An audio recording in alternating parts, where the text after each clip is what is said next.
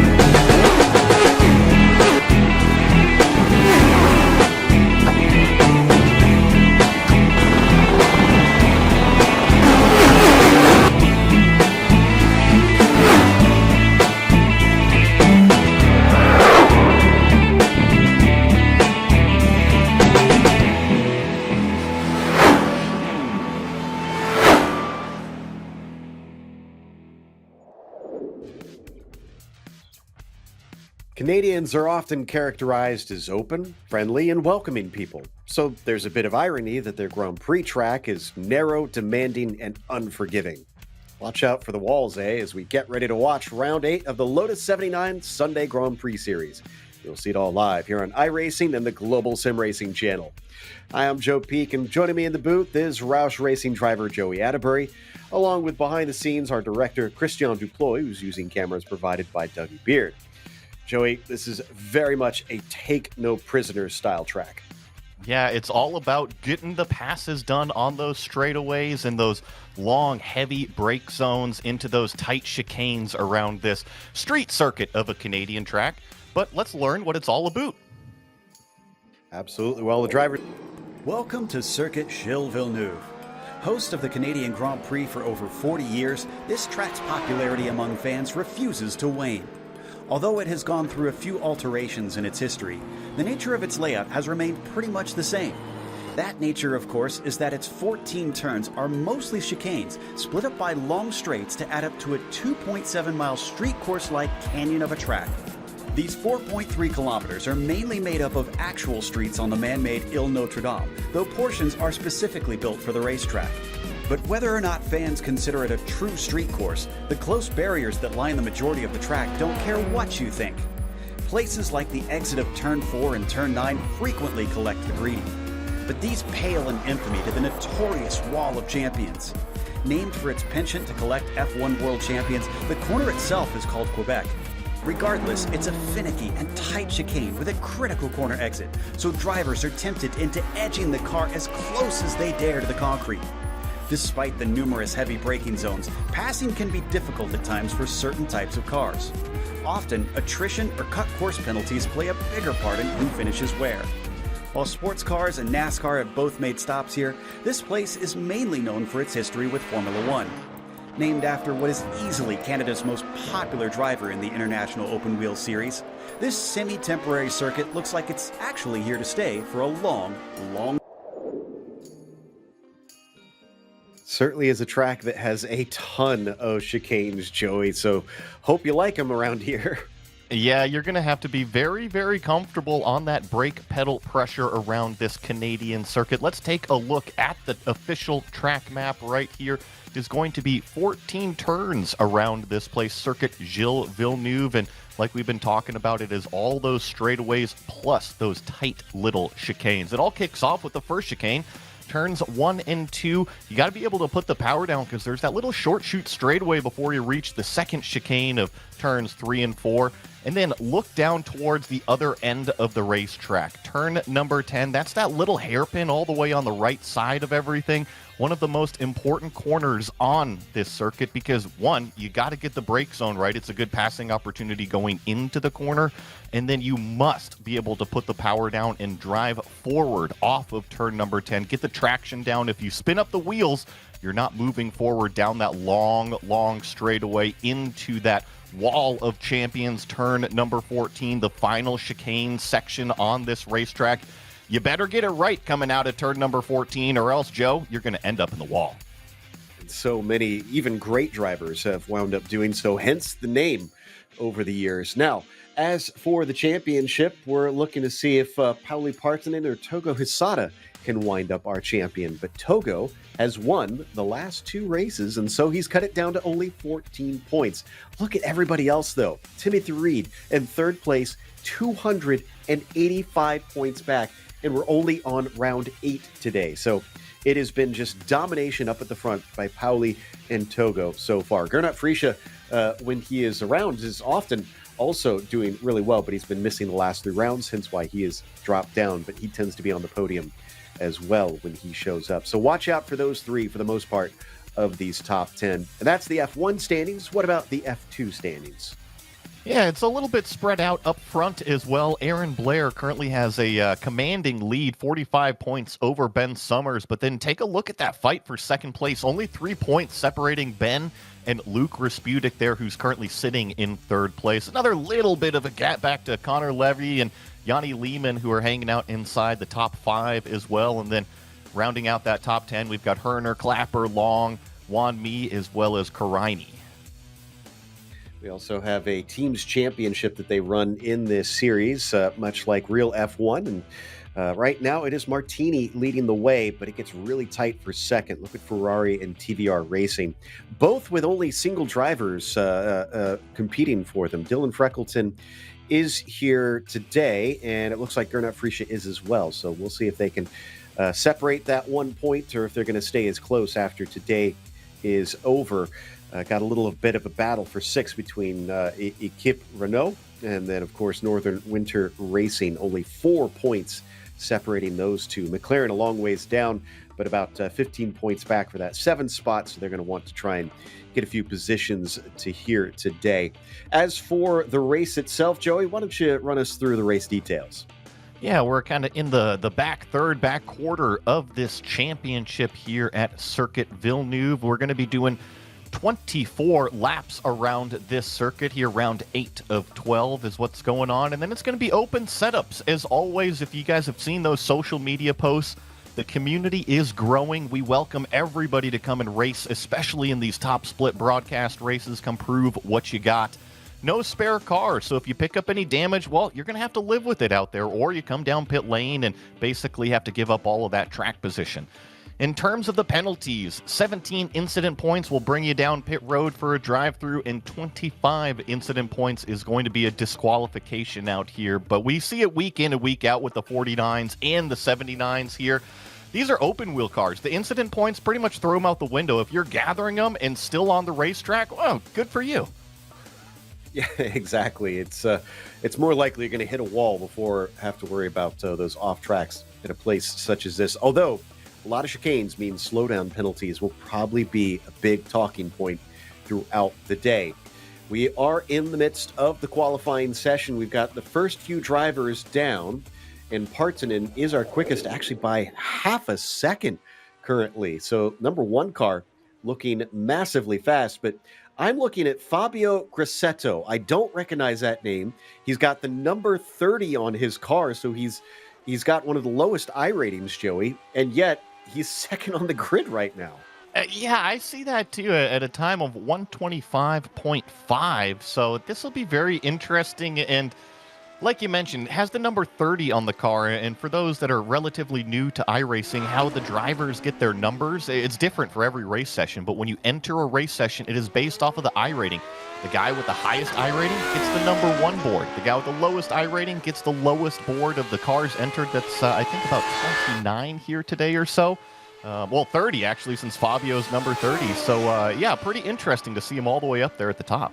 Yeah, front to back there for at least a moment before Svensson is going to jump up into second position. So he gets within half a tenth of Partanen, who's just finishing his second lap.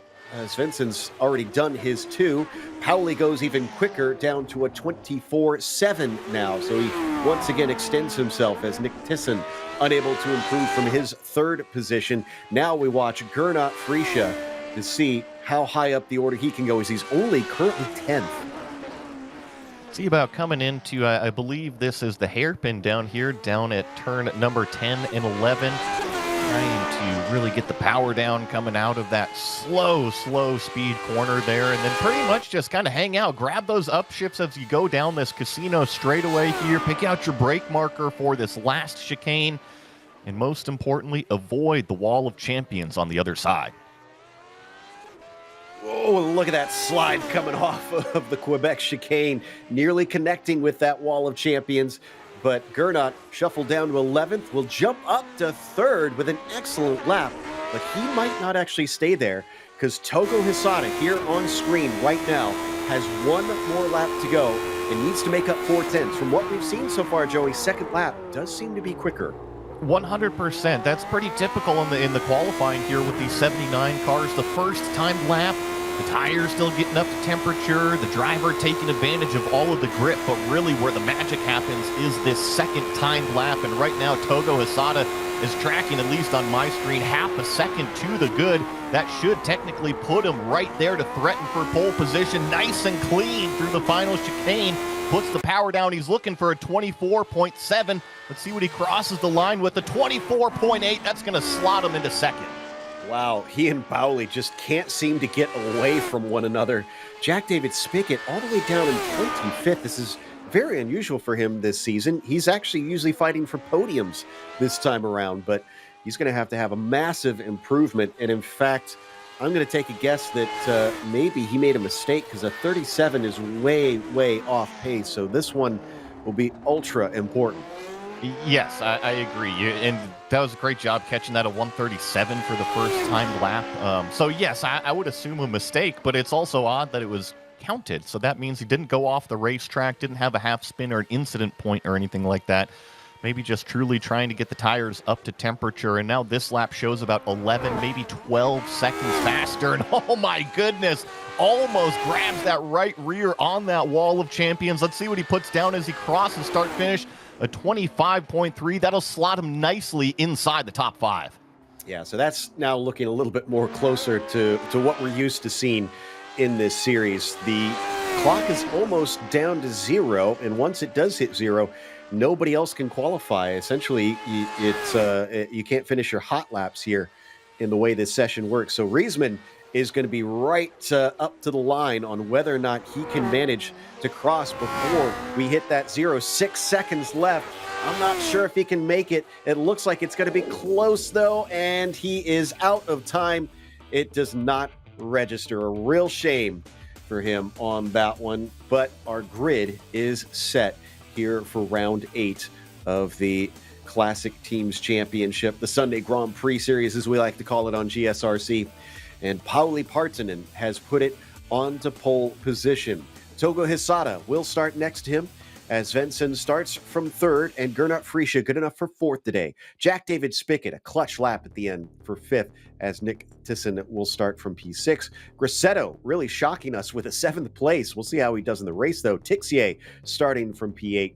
Karthik Pai in 9th, and Jorge Nieva rounds out your top 10. Then we got Gabri Martinez back here in 11th with Philip Kuhnhart starting in 12th. Ryan Ware in 13th with Alex Matei back here in 14th. Shady Ahmad starting 15th with Kurt Clapper next to him in 16th. Daniel Gallus and Tommy will share row number 9 in 17th and 18th. Yanni Lehman in 19th and Dylan Freckleton in 20th. From there, it is Barry West in 21st. Matthew Cockram will be starting in 22nd. Then Connor Levy on the inside of the next row. Miguel Moreland in 24th. Keith Erner starting in the quarter century mark. He's got Jason Clapper to his outside. Felix Nilsson will start in 27th. Ellis Spice, a regular here, will start 28th. Ben Summers, 29th. And Martin Reisman, unable to set a time, will start from 30th. In fact, last 5 drivers, it looks like, were unable to put one on the board. We're just waiting for a pole sitter. It looks like 3rd and 5th, I think, to line up. You know, all the cool kids wait until the very, very last second to hop in those race cars and really get out there onto that grid. But I think that I'm looking forward to lap number 1 here. Not just turn number 1, but lap number 1. All of these chicanes on this opening lap provide a ton of passing opportunities. But remember what we just talked about in qualifying. Outlap is usually cold tires. Partanen's out on the grid. The engines now start to rev as the lights come up here at Circuit Gilles Villeneuve, and the green flag is out. They'll speed down towards turn 1, the center chicane, and Hisada looks pretty quick off the line. Can he manage to go the long way around is the question. He holds the inside, but just barely. He's given space by Partonen coming around, and the battle will carry on down to the next chicane through 3 and 4. This is crucial. Togo's got a nose, but Pauli closes the door in turn number 3. He secures the lead as we watch the rest of the field get through what is, call it, the second chicane and head down towards what is turn number 6 and 7. And Togo took a look down the inside. The attack is not over yet on the opening lap. He doesn't want to waste time. He wants to try to get that car ahead. Maybe he's got better speed at the start of the race, and he's got pace coming down the back straightaway into turn 8 and outbraking him. Partonen will once again deny him, but this is the most aggressive we've seen Togo at the start for some time. I'm surprised Togo didn't go wheel to wheel in that turn 8-9 chicane. I thought that he was officially up alongside, and now Pauli slips up in the first half of the hairpin. You saw how close the wing of Togo Asada got to that gearbox, but now it is the draft game. Sit in that slipstream and see how much you can pull in on. I think there was a problem for Cassetto a little bit farther down as he's dropping down the order. Partonen watching back as Hisada sticks with him coming into the braking of the Wall of Champions. Svensson just a little bit farther back. You can see him in the background. He does not want to drop off too much more than that, or else he'll lose the valuable slipstream, down some of these straights. So the opening lap, I thought that Pauli Partonen was incredibly generous on the opening half of the corners. He was always leaving the door open for Togo Hisada, making sure they didn't make any contact, and of course respect was given right back from Togo, not to go barreling into the side pods of our leader. I think that's kind of the camaraderie that those front two have. They know they got 22 more laps to go settle this thing. But Joe, I want to kind of go back to your point. This is the most aggressive we've seen Togo this early. It really is. I'm kind of surprised that he's trying as hard as he is. Maybe we'll get more chances as we watch Jack David Spickett. Now, interestingly, behind him, Nick Thyssen has a black flag right now for jumping the start. He is going to have to go in and serve that within the next couple laps. Yeah, I was watching it, and he just got a little bit too anxious on that clutch drop in that first gear launch, and it was pretty clear that he jumped it, and actually after he jumped it, he tried not to make a mess of things, so I'm sure that he'll come in and serve that black flag. And honestly, if you ask me about strategy, I would try to stretch it out as far as I possibly can. Here comes Togo for the lead. Fewer cars to try and overtake, I'm sure. Few cars to overtake for Togo as he's only got one in front of him, but as tight as he gets to that gearbox, he is unable to try and attack once again. Certainly seems to be quick in a straight line, and that might help him in a big way throughout this race. Jack looking at Gernot Friesche just down into the center chicane, but nothing doing at this stage. Gernot's also got his eyes on third with Svensson not far ahead. Yeah, and a great job from Svensson. You know, that's another driver that we see pop in on occasion. We're going to get a replay here. Oh no, Dylan Freckleton on that opening lap that's coming out of that short shoot straightaway after that turn 1-2 complex. So unfortunately, he loses a ton of track position. But hey, you know what? Lots more cars to pass for the rest of the race. Almost wonder if Dylan maybe spun the rears up and then just kind of got finished off by that car coming up behind with no place to go. But regardless, he's got a lot of work to do as we check back in with Jack once again, still hounding the number 2 of Gernot Friesche. This is where you were talking about, needs to focus on that corner exit. He could get a shot down the casino straight. A little bit of tidbit information about JDS here in the Pepsi machine is that typically he brings a little bit of an alternative setup, whether that be higher downforce. Typically leans more on the higher downforce side. I don't think that you can get away with that here at a circuit like Villeneuve, so I wonder what kind of race car Jack's going to have today. I wonder how much more downforce will really help you through some of these slower chicanes around here, while Thyssen has finally gone in and is serving his black flag. Togo once again unable to try and get by him, but he is currently the fastest driver on track. He's just trying to kind of patiently wait right now. But how do you patiently wait when you're inside the first 5 laps? You got all the adrenaline going. Here we see Nick Thyssen finally re-emerge out onto the racetrack after serving that penalty. Unfortunately, it's going to drop him well down the order, so he's going to be sitting in 19th place right now. But hey, Joe, that is a lot better than serving that on lap number 1. He'd be behind the whole field. Exactly. Have to overtake so many cars, and that would certainly cost him time throughout as we watch Connor Levy just behind him.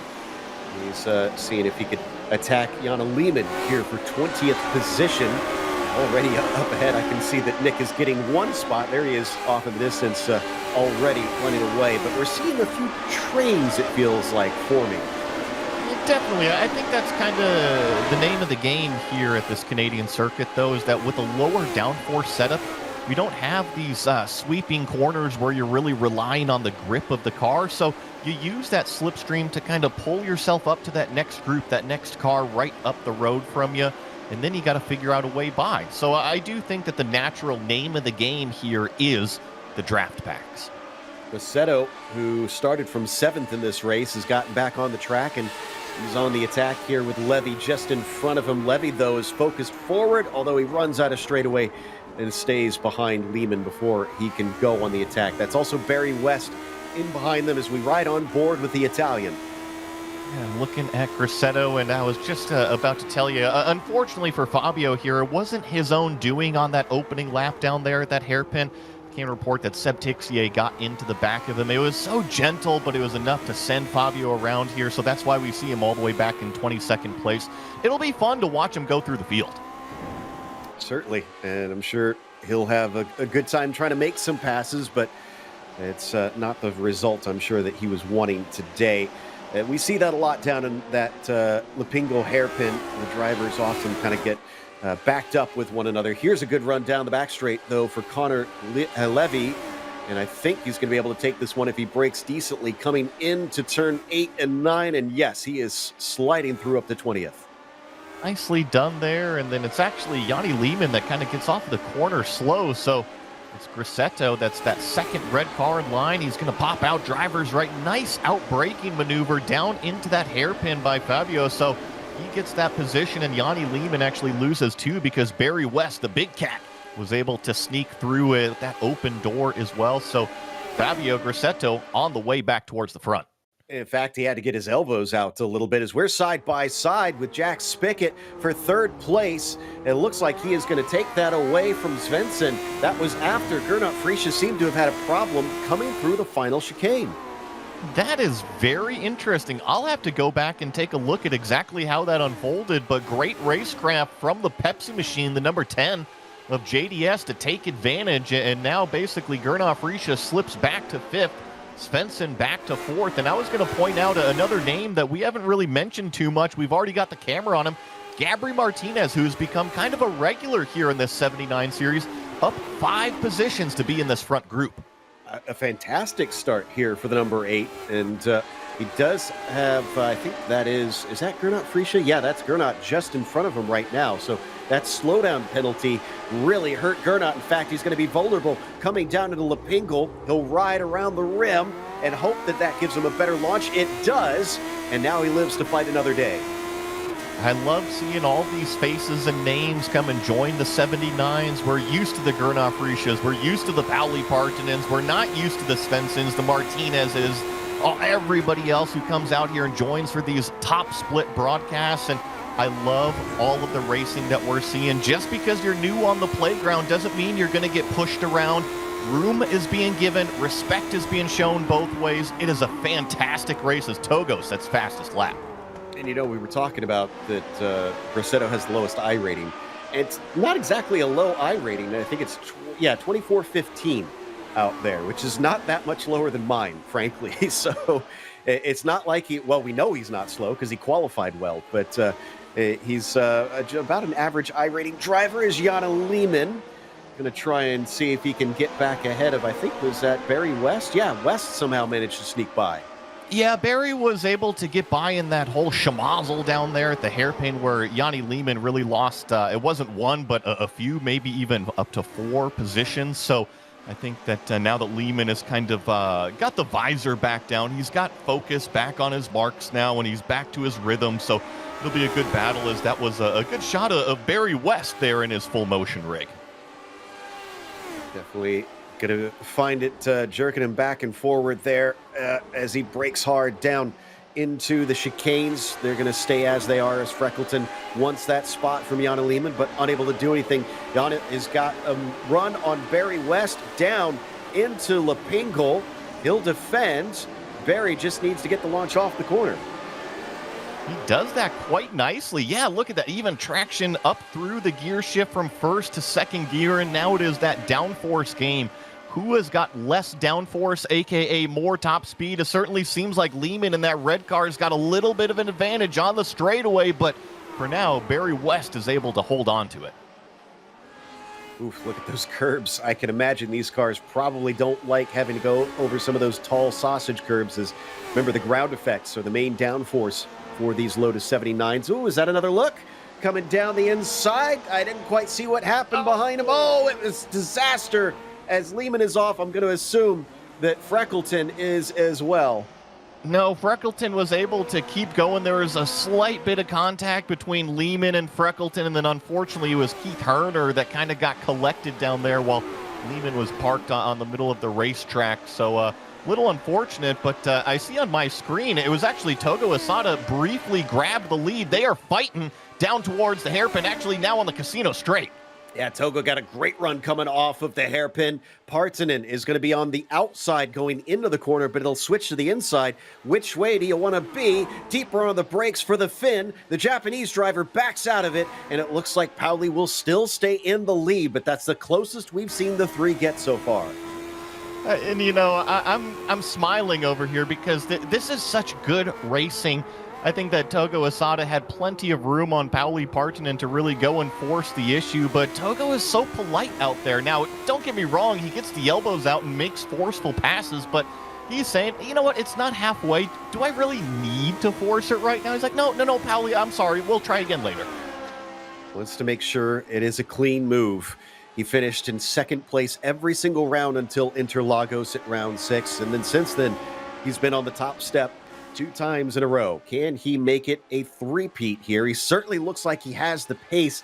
Partanen, kind of surprised that he is struggling in comparison to pace. And since you brought up the previous race finishes, I can say that at Long Beach that last time out, it was Pauli Partanen's mistake that gave Togo Asada the lead. Pauli got a slowdown penalty in turn 1 at Long Beach and had to give up the lead to Togo Asada. Now, once Togo got the lead, he simply drove away from Pauli Partanen. So a little bit of a mixed feeling there on who stood on top of the podium last week. I think that this week is a true redemption retrial.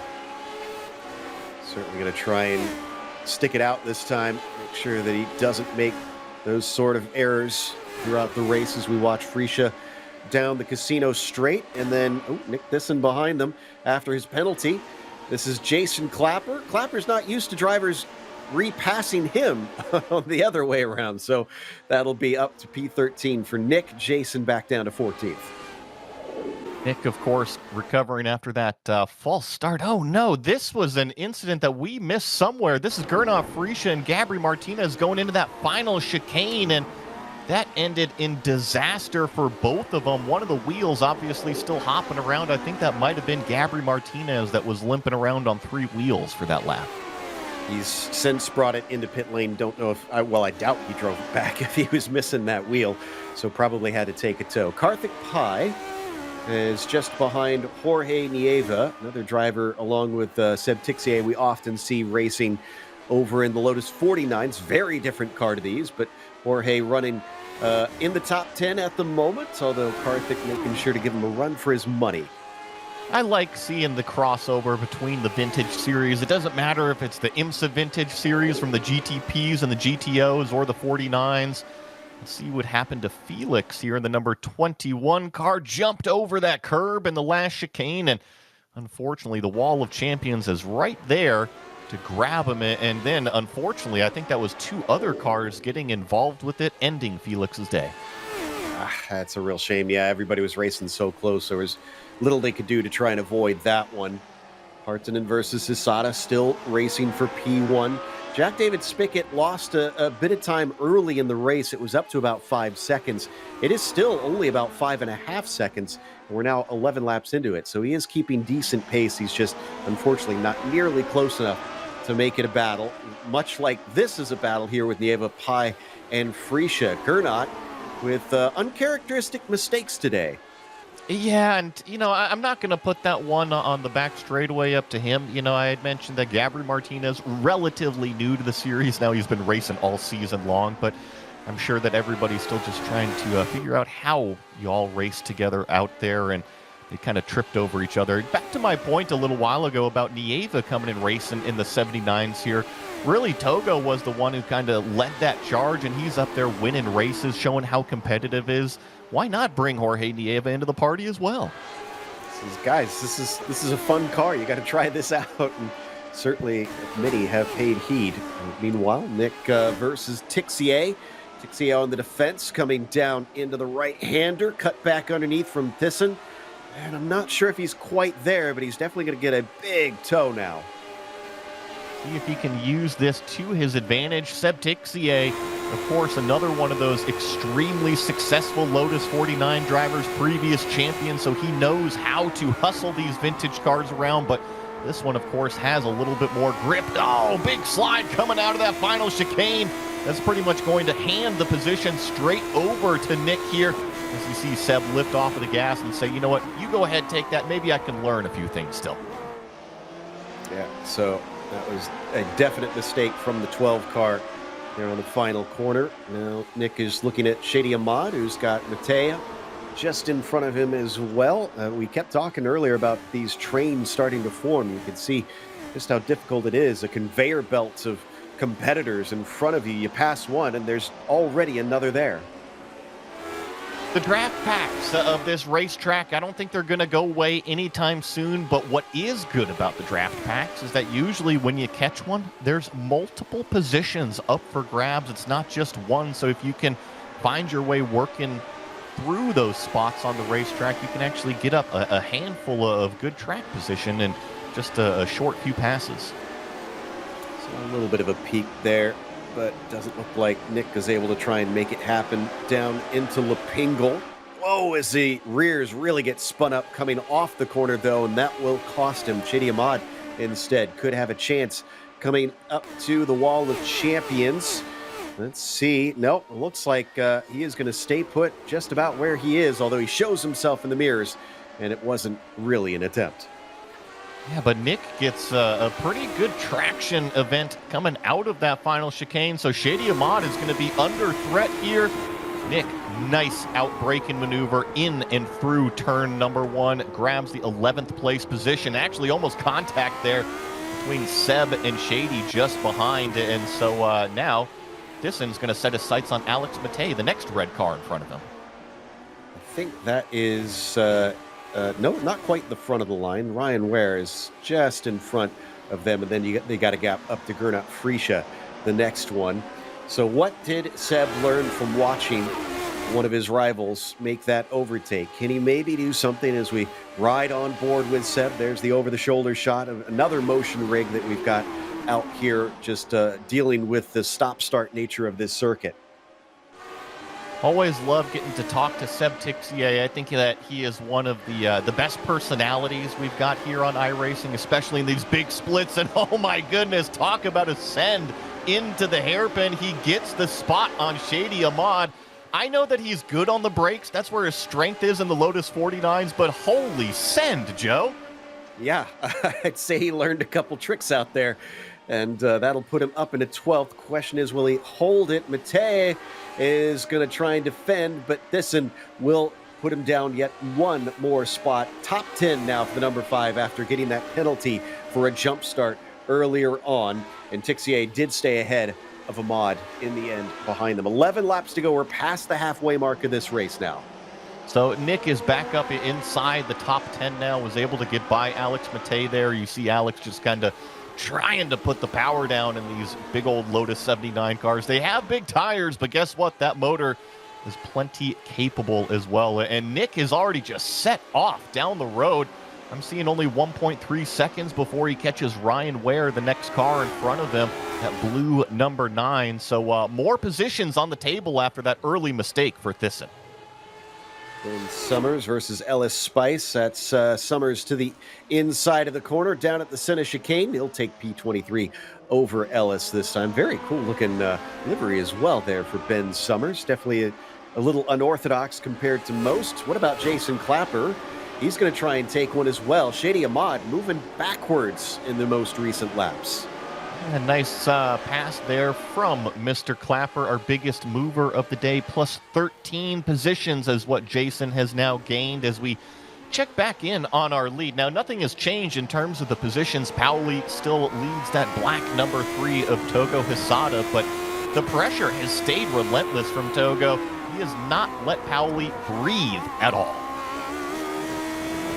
On the rear wing of the Japanese driver a little bit earlier, I loved we had sort of an over-the-shoulder shot where you could actually see inside the cockpit of these cars, and it really showed just how simple everything was back then. I mean, I'm sure it's not ultra simple to try and set up and drive these machines, but very few buttons and also very few dials inside to keep track of. You know, a lot of the new cars, there's so much stuff, even a startup procedure, just to get them going and everything. But you're right, Joe, these cars are very simple, mechanically inclined. I think the biggest technology points about it is really just the introduction of true aerodynamics on it, and that's before we really could even read the stuff. Yes, we had metrics of measurement on how much more grip it was getting, but it was more trial and error still.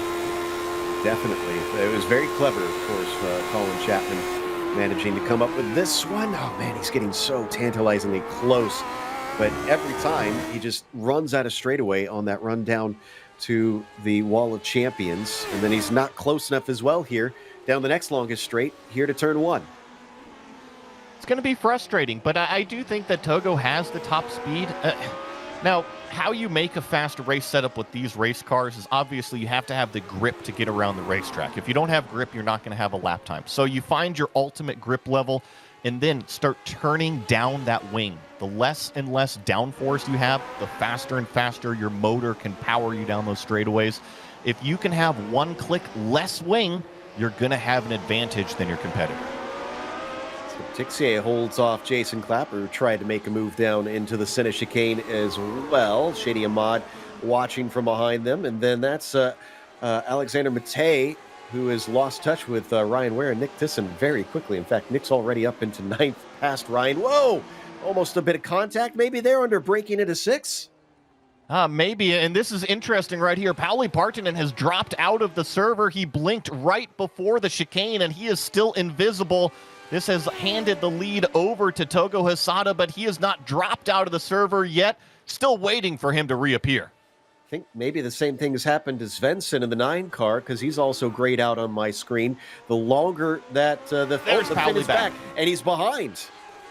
Yeah, and you know what? That was really tough for Togo Hisada because Togo saw Pauli Partanen blink, and as soon as Pauli blinked out, he immediately moved off of the racing line. He knew there was a mistake. He knew something was wrong. Togo Hisada read it, left room for his competitor. Pauli Partanen showed back up, and now they are, of course, reversed around in terms of positions, but still alive. But look at Togo. He has already put almost a second between himself and Pauli. There was definitely speed in that car that he was not able to unleash, stuck behind the fin. And you know what? Here's Togo pulling off to the side right now. He's going to give Pauli Partanen the lead back. This is the camaraderie. I love this series. I love when competitors say, you know what, that wasn't fair, the pass that I made. I want to actually earn this race win. And here comes Togo Hisada, the drive coming up out of the chicane. Pauli Partanen's going to have the inside. Will he defend? He is early on the brakes, hands it back to Togo. This is, all right, you've had it long enough. Now I'm going to take it again. So off he goes. Now, here's the bad thing for Togo is that he's given a nice little slipstream to Pauli down the casino straight. I think the straight line speed that the 3 has, though, won't really give a good opportunity to Pauli to try and strike here. And yeah, he's just way too far back. This is pure deja vu, Joe. I know that you weren't here last week for Long Beach, but Togo was the fastest car on the racetrack. He fell back at the start, went through cars, was able to catch Pauli Partanen, got the pass done, albeit a slowdown. But once he got out front, I mean, he said, see you later, boy. You know, he was officially gone out there, and Pauli Partanen could not keep up, this is, I fear, going to happen again here on the Canadian circuit. Man, just running away from him. And so this is all ahead of Jack David Spickett, who caught up a little bit in that process, but definitely not enough to be a problem. Meanwhile, side by side between Matei and Clapper, somehow Seb Tixier has lost a couple spots in all this. Not sure when he wound up falling down two of them. So Jason now focusing on the 16 car. Nice run, as always, from Jason Clapper, right? He's got, like you said, the number 16, that red car of Matei directly in front of him. And Alex has done a really good job here this race, up 3 positions as Jason really slides those rear tires, trying to put the power down, trying to drive this car forward. And now he's got a decent little opportunity here to close it in here in this next chicane bit and try to close it in a little bit more as Karthik Pai and Jorge Nieva are side by side. Nieva goes for the launch off the corner. They nearly make contact coming away. Gernot Frische giving them a wide berth, saying, all right, you two have a nice little fight. I'll just pick up the pieces once you're done. And I'm sure he's going to get a nice run coming off the final chicane, unless one of them backs out, which is exactly what Nieva did. Oh, and then it almost tripped up is Gernot Frische coming out of that Wall of Champions chicane here. So Gernot going to have the inside look, but how deep does Nieva take it? All the way deep. Grabs the apex, secures his 7th place position, even after Karthik Pai was able to make that overtake up into 6th. Karthik up 3, Jorge up 3, Frische down 4, unfortunately. But as I was looking at this, I didn't realize, I don't think we've talked about Philip Koonhart. He is up 7 positions with a top 5 ahead of this group. This has been a beautiful, quiet race from the 11 car. Fantastic drive from the number 11. Yeah, up into the top 5 and actually has a great gap of 4.5 seconds in front of this battle that we're watching here on screen. The other name that I was going to throw out there, and he's a little bit further back. He's not involved in a battle right now, but I saw a lot of fans over on YouTube. Connor Levy is up 5 positions as well. So nice job for that number 26 car. Yeah, he's trying to hold on to Grassetto as he's going back through the field. Current car ahead of him. Partanen already 3.7 seconds behind. And yeah, Spickett's caught up to 1.5 seconds. What's going on here? I think it's frustration out of Pauli. Let's see what this lap time is. Should be a little bit more representative. No, it's not. Another 27.0, and Jack David Spickett a 26.5.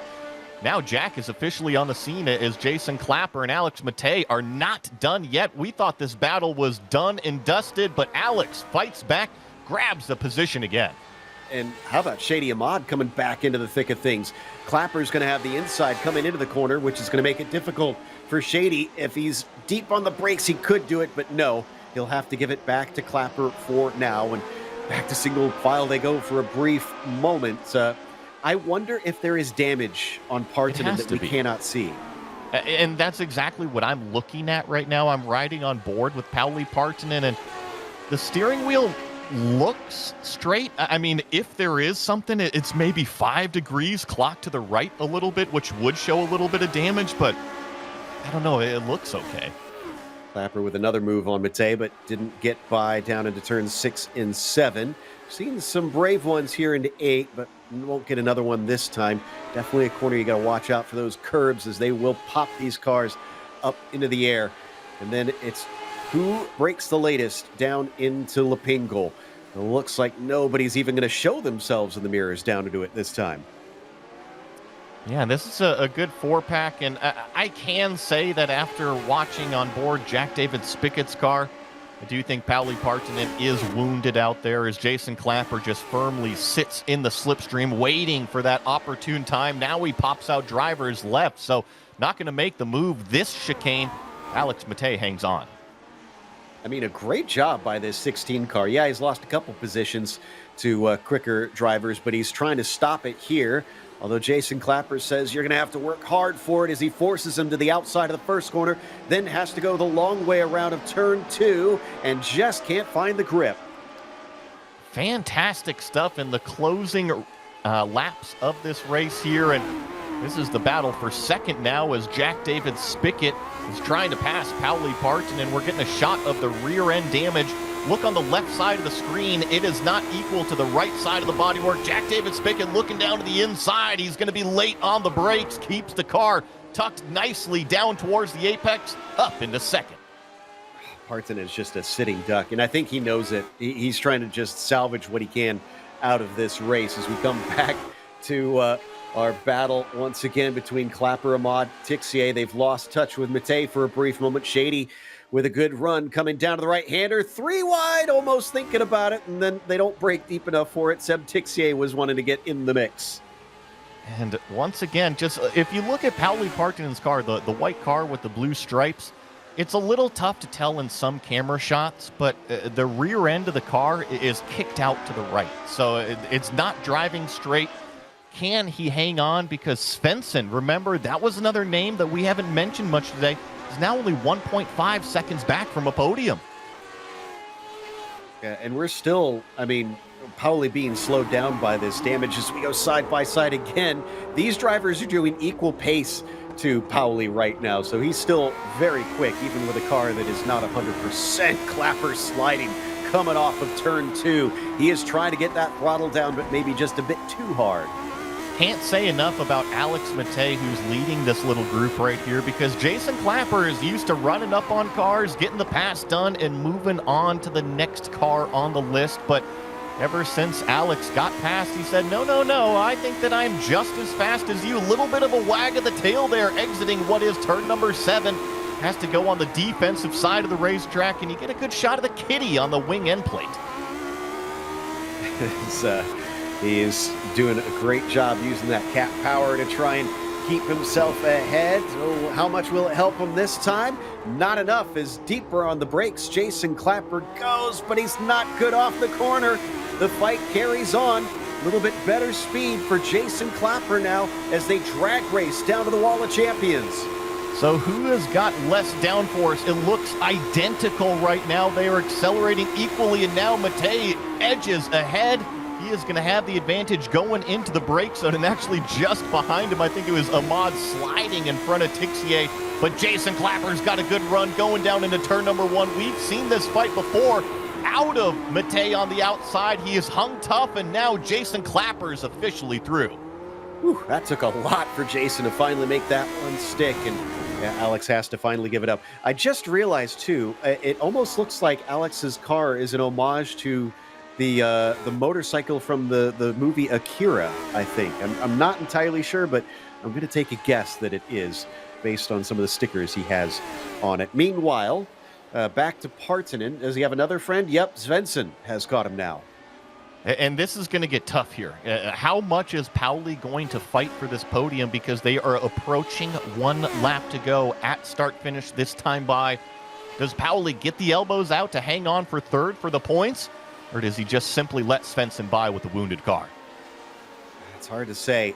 He doesn't want to give up too many, especially with the form that we've been seeing out of Hisada these recent laps, who sets another fastest lap of the race with now 1 to go out there. Pauli just has to hold on by the skin of his teeth. And that's difficult to do. Generally, the characteristic that I've seen out of Pauli's car since the damage, it is loose, especially around the left-hand turns with the right side just kind of hanging out there. Pauli just needs to hang on to it. If there's a driver out there that likes to drive a loose car, I'm looking at Pauli Partonen and Togo Hisada. Coming, down to the braking. That was a late dive from Svensson. Doesn't make it work, tries to cut back underneath, but no. I think that's exactly what Pauli needed, just a little bit of a slip of traction from Svensson, give him a little bit of breathing room, and now he's really only got 2 more decent-sized brake zones to essentially hold him off. Another big wag of the tail from Partonen. He is hustling that car as hard as he can go. To tell you how much ground he's lost from this damage, it's already 11 seconds up to Togo Hisada. Chops down to the apex to cover him off. Now he needs the run of his life down the casino straight as we head over to Togo Hisada, looking at just an incredible run, and even didn't try, as he nearly loses it out of the final corner, didn't try to take this one the easy way. He made sure that he had to earn it as he takes victory for the 3rd time in a row, this time in Montreal. Nicely done, and it's going to be a drag race to the line. Can Pauli hold on over Svensson? Yes, he does for the third place, but what a run from that number 9 car. Oh no, looks like problems. Nick Thyssen, a little bit of a half spin coming out of the final chicane. It's a bit of a shame. He was close to coming home with just one more spot. And he'll have to settle for 9th. Nice recovery considering he started this race in 6th and had to go through the pit lane in extra time. Remember, we talked about Dylan Freckleton at the start. Well, he's at least managed to get up into the top 20, but the job is not done. Well, he's fighting side by side with Tommy here in the number 17 car. It is all going to come down. Oh, there's contact on the straightaway, and now Tommy gets turned into that inside wall. Dylan Freckleton keeps moving on. That was just some posturing there, and unfortunately, the number 17, so close to finishing the race, ends up on the side of the track. The nature of internet racing, the cars aren't always going to behave quite like they would in real life in that situation, in which they probably just would have banged wheels harmlessly and carried on. So it's a real shame to see Tommy have to try and limp it home. He will be the last one on the lead lap if he can manage to bring it back, but that is pretty much everybody else having crossed the line. So let's go through our finishing order for today's race. Togo Hisada started from the front row, finished on the top spot today, taking the victory over Jack David Spickett instead. His qualifying lap wound up being hugely important. That got him a nice P2, as Partanen at least salvaged a third place today, but it definitely looked like he was fighting with one hand behind his back. Svensson was P4, Philip Kuhnhart 5th, and Karthik Pai in P6. Jorge Nieva up 3 to finish P7 today. Gernot Friesche falling backwards to 8th. Nick Thyssen in 9th, and Ryan Ware gets a top 10. Then comes our biggest mover of the day, Jason Clapper, plus 15. Nice job to finish in 11th, and had that great battle with Alex Matei in, call it the last third of the race. Alex up a couple of positions to finish in 12th, and quite honestly, I think that was a great run out of that number 16 to kind of put up that fight there at the end of the race. Seb Tixier finishing here in 13th, slid back a few positions, but was definitely involved in the thick of it, as well as Shady Ahmad, another great battle between those two, finishing in 14th. Kirk Clapper, 15th. Daniel Gallus back here to 16th. Fabio Grassetto, after kind of getting turned around on that opening lap, a good recovery drive up to 17th. Connor Levy and all the fans over there in YouTube chat finishes in 18th. Freckleton 19th, and Cockrum rounding out the top 20. From there, Barry West was 21st and Ben Summers 22nd, Ellis Spice 23rd, and Tommy, I think, is actually still working on finishing, but he will be classified 24th. Martin Riesman was P25, Keith Herner 26th, and Jana Lehman 27th. This is where we get into our DNFs with Gabri Martinez, Felix Nielsen, and Miguel Moreland, unfortunately, coming up short today, not being able to see the checkered flag. I think we got third place finisher Pauli Partanen with us. Pauli, first off, do you have any idea what the damage was and where it came from? Because it seemed like you suddenly were missing pace at the end there. Can you hear me? I didn't have my microphone on. Yeah, we hear you. Yeah, I think I had some kind of connection issue because, on my screen, Toko hit me quite badly to the rear, but I just checked your broadcast and I'm completely missing there. So something very strange happened on that moment. I don't really know what happened, but I'm quite sure that Toko didn't even see me. So it was just connection issues, and I'm so angry about it for real. Yeah, sometimes it just doesn't seem to go your way. I mean, do you feel like you can bounce back? You were winning every single race until these last three, when Togo seems to have gotten the better of you, but it seems to be for slightly different reasons each time. What do you think can turn it around? Yeah, I think last 2 times it was my mistake. Now connection issues. But yeah, like I have said many times, Togo has faster pace than me, so he deserves every win. And I have said whole season that I know that he has a pace to win the championship this season. I'm just trying to manage to be in his pace, but incredibly hard. Today I had good pace. I think I had good chance for winning, but also I was 100% sure that Togo would have tried to make everything to pass me, so most likely he would have overtaken me anyway, so doesn't really matter. These kind of things happen. I'm just a bit sad that I didn't get the second place, because I really needed those points from that, because I think the third place finish is too low this season. You need to be at least second if you want to win the championship, so this was very hard week. And I'm sure it's frustrating, especially with it being an internet connection issue. That said, I mean, you've been making him absolutely work for every single victory. So I think you can take heart in knowing that you are pretty darn fast and also a pretty tough nut to crack, sir.